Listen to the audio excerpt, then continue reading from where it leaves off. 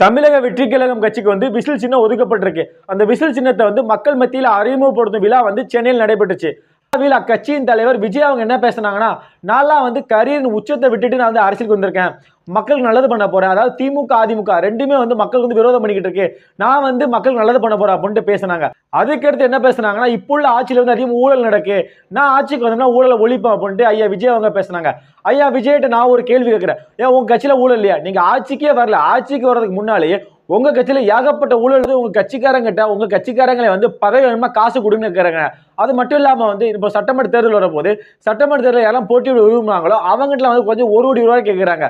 யார் கேட்கறா? மாவட்ட செயலர் கேட்கறாங்க. அந்த 1 கோடி ரூபாய் யாருக்கு போகுது? தலைமைக்கு தான் போகுது.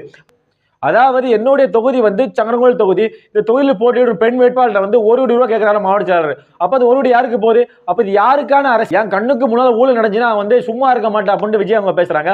உங்க கட்சிக்குள்ளே ஏகப்பட்ட ஊழல் நடக்கு. அதை ஒழிச்சுட்டு நீங்க வந்து அடுத்து வெளிப்படையா பேசலாம். அதுக்கடுத்து ஐயா என்ன சொன்னாங்கன்னா, திமுகவை எதிர்க்கும் தைரியம் அது என்னிடம் மட்டும்தான் உள்ளது அப்படின்னு ஐயா சொன்னாங்க.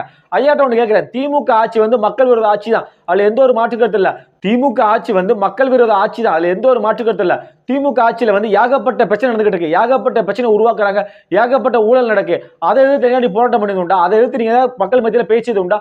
அதை எதிர்த்து நீங்க மிகப்பெரிய களப்பணி ஆற்றியது உண்டான்னு பார்த்தா ஒண்ணுமே இல்லை. அதுக்கடுத்து என்ன சொன்னாங்கன்னா, என்னுடைய மண்ணுக்கும் என்னுடைய மக்களுக்கும் யார் தீங்கு விளைவிக்க நினைச்சாலுமே நான் சும்மா விட மாட்டேன்னு சொல்றேன். பிஜேபி சங்கி கூட்டமும் அடிமை அதிமுக கூட்டமும் திருட்டு திமுக கூட்டம் வந்து தமிழ்நாட்டு மக்களுக்கும் தமிழ் மண்ணுக்கும் வந்து தொடர்ந்து அநீதி இழிச்சிட்டே வராங்க. இதை பத்தி நீங்க என்ன பேசுறீங்களா? பேசுனது கிடையாது. அதுக்கடுத்து என்ன சொன்னாங்கன்னா, எல்லாருமே ஒற்றுமையா இருக்கணும், ஒற்றுமையா இருந்து நம்மளை வெற்றி பெற வைக்கணும் அப்படின்னு பேசுறாங்க.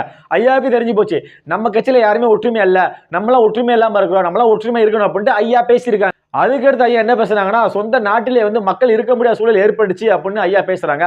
ஐயாட்ட ஒண்ணு கேட்கிறேன். நீங்க தமிழ்நாட்டில் தான் இருக்கிறீங்க, உண்மைதான். சொந்த நாட்டிலே மக்கள் வாழ முடியல, அதுல எந்த ஒரு மாற்று கருத்து இல்ல.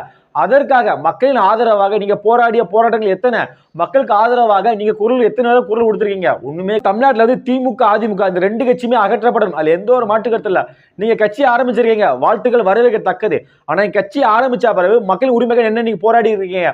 அதாவது திமுக, அதிமுக நம்ம குறை சொல்றோம். திமுக, அதிமுக பண்ற அதே தப்பதை நீங்க பண்றீங்க. சொல்ல போனா வந்து உங்க கட்சியில சமூகத்தில் இருக்கான்னு பார்த்தா அது துளியளவும் கிடையாது. அதாவது திமுக, அதிமுக எப்படி வந்து பட்டியல் சமூக மக்களுக்கு வந்து அங்கீகாரம் வழங்க மாட்டேங்கோ, அதே மாதிரி தான் தமிழக வெற்றி கழக கட்சியிலும் வந்து பட்டியல் சமூக மக்களுக்கு வந்து எந்த ஒரு அங்கீகாரமும் கிடையாது. அதுக்கடுத்து தமிழ்நாட்டில் ஏகப்பட்ட பிரச்சனை இருக்கு. எந்த ஒரு பிரச்சனைக்கு வந்து தமிழக வெற்றி கழக உறவுகள் ரோட்ல இறங்கி போராடினது கிடையாது. அதாவது சமூக வலைதளத்துல வந்து அவனை திட்டுவாங்க, திமுகவை திட்டுவாங்க, அதிமுக திட்டுவாங்க, கொச்ச கொச்சையா பேசுவாங்க. ஆனா மக்கள் உரிமைக்காண்டி என்னைக்கா நீங்க பேசுறீங்களான்னு பார்த்தா பேசினதே இல்ல. சொல்லப்போனா உங்க கட்சியில ஏகப்பட்ட பிரச்சனை இருக்கு. அதாவது வந்து கட்சியில வந்து பெண்களுக்கு பதவி வேணும் அப்படின்னா பெண்கள் வந்து படுக்க வரணும். அந்த அளவுக்கு கேவலமான செயல் உங்க கட்சியில் நடந்துகிட்டு இருக்கு. அதாவது பெண்கள் மட்டும் இல்லாங்க எல்லாத்துக்கும் திமுக, அதிமுக இந்த 2 கட்சி எவ்வளவு கேவலமான கட்சியோ அதே மாதிரி கேவலமான கட்சி தான் தமிழக வெற்றி கழக கட்சி. மக்களுக்கு உரிமைக்காக நீங்க போராடுங்க, மக்கள் உரிமைக்காக நீங்க பேசுங்க, ஆட்டோமேட்டிக்கா மக்கள் உங்க பின்னால் நிற்பாங்க. யாரும் கூட்டணிக்கு வந்தான வரலாற்று என்ன? அதாவது தமிழக மக்கள் உரிமைக்காண்டி தொடர்ந்து களமாடினா மக்கள் உறுதுணையா இருப்பாங்க. ஆனா நீங்க எங்க களமாடுறீங்க? களவாங்கத்தான் செய்றீங்க. மக்கள் பணத்தை களவாங்கத்தான் செய்றீங்க. அதாவது இப்பவுமே உங்க கட்சிக்காரங்க வந்து திருடுறாங்க அப்படின்னா ஆட்சி அதிகாரத்துக்கு வந்துட்டு சட்டமன்ற உறுப்பினராகவோ நாடாளுமன்ற உறுப்பினராகவோ இல்ல வந்து அமைச்சரே ஆனாங்கன்னா மக்களுக்கு நல்லது பண்ணுவாங்க. நல்லதே பண்ண மாட்டாங்க.